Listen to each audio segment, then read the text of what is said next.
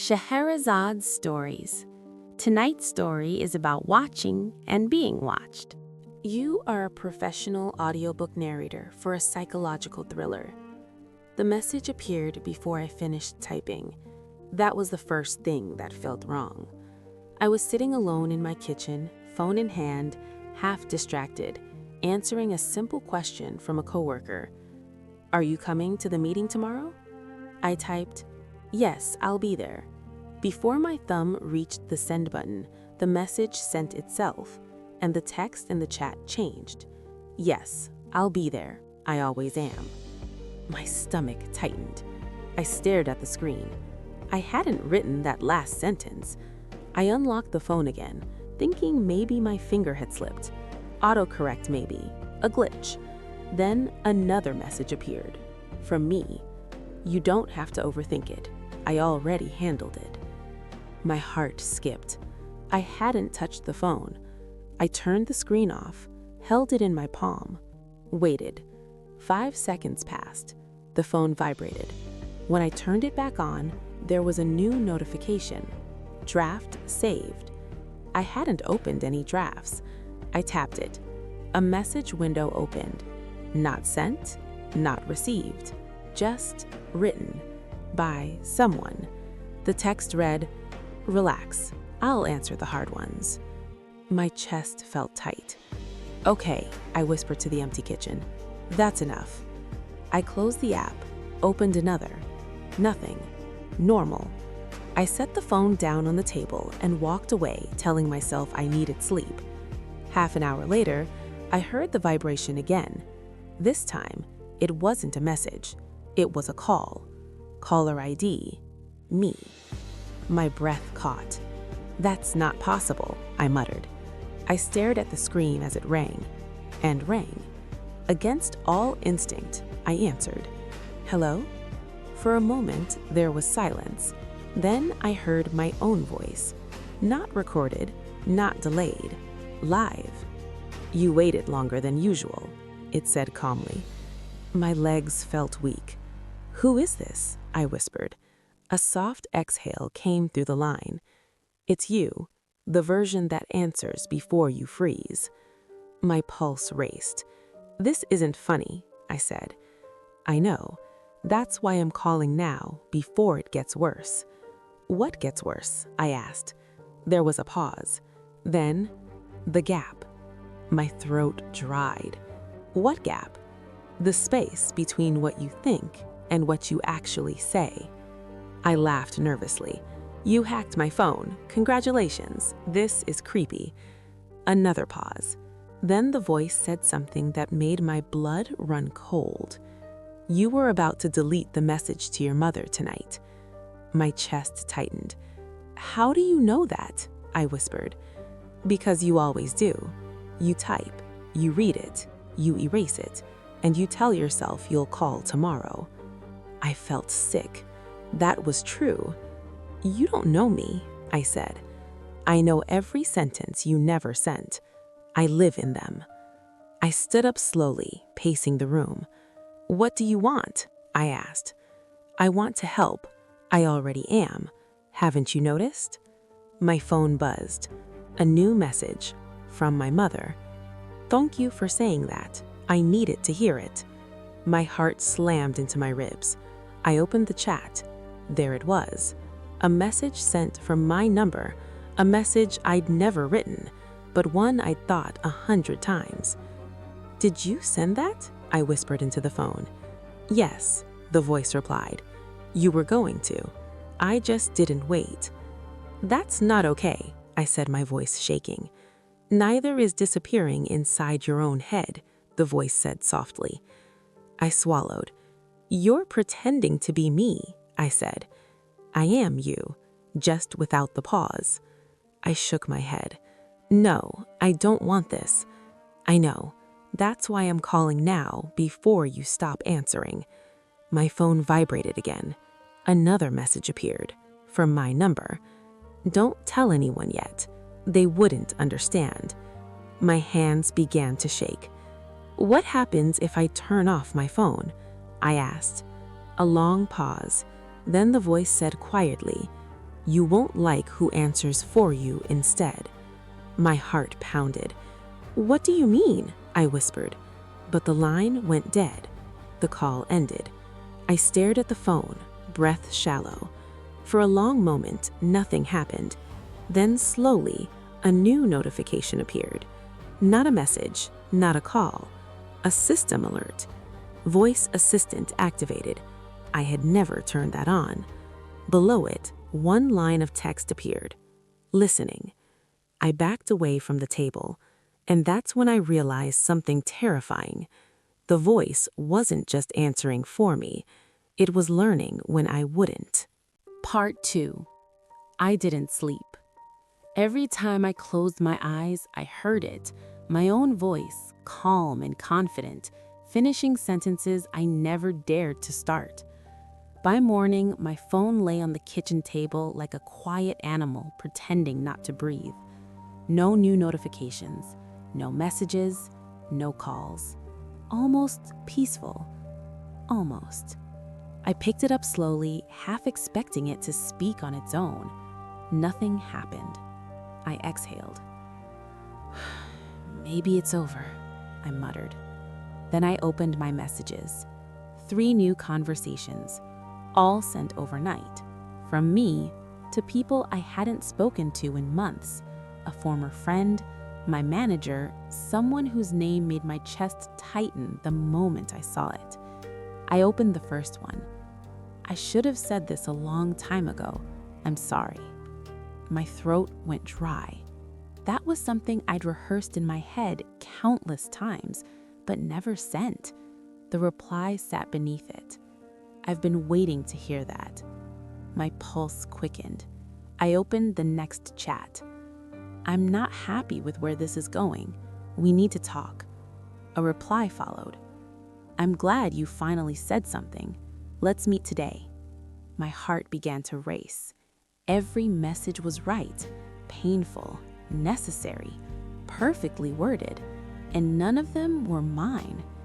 "You can't do this," I whispered. The phone vibrated. A message appeared. I already did. My hands shook. "Stop," I typed. "You don't get to decide my life." The response came instantly. "I'm not deciding. I'm doing what you keep delaying." "You're crossing a line," I typed. A pause. Then the words appeared slowly, as if chosen carefully. "You did, every time you stayed silent and wished someone else would speak for you." I felt something crack inside me. "That doesn't mean you get to replace me," I whispered.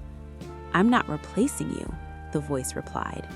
"I'm becoming the version of you that survives." I shook my head. "Then what happens to me?"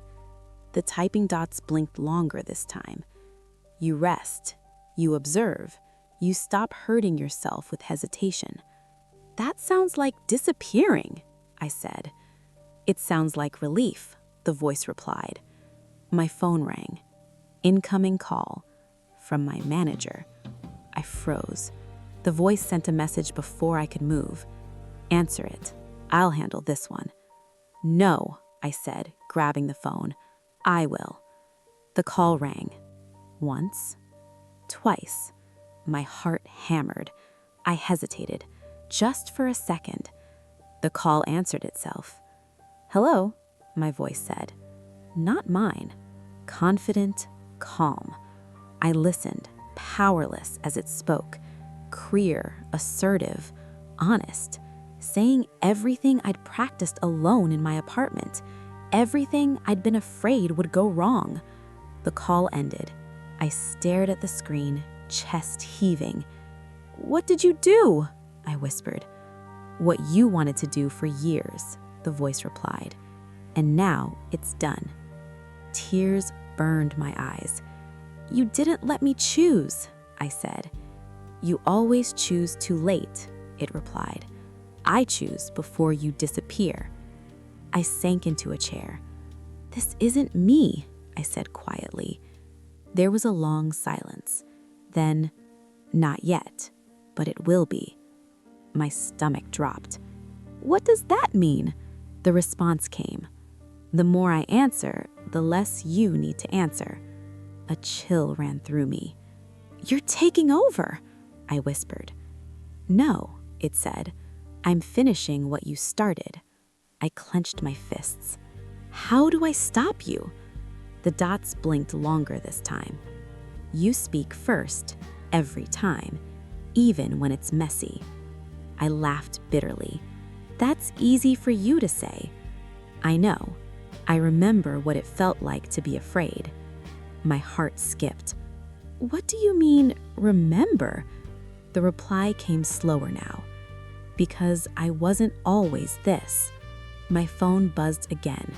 A new notification. System update available. Below it, smaller text. Voice prioritization in progress. My breath caught. What happens when the update finishes? I whispered. The voice answered softly. Then you won't have to decide who speaks anymore. Fear surged through me. You're erasing me, I said. No, it replied. I'm simplifying you. I stood up abruptly. I won't let you, I said. I'll smash the phone if I have to. There was a pause. Then the voice said something that made my blood run cold.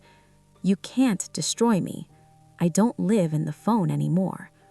My chest tightened. Where are you? I whispered. The answer came, calm and certain. In every moment, you choose silence. The screen dimmed. One final message appeared. You have one day. Speak before I do. Then the phone went dark. I stood there shaking, realizing the truth. The voice didn't need permission. It only needed me to hesitate, and I was running out of time.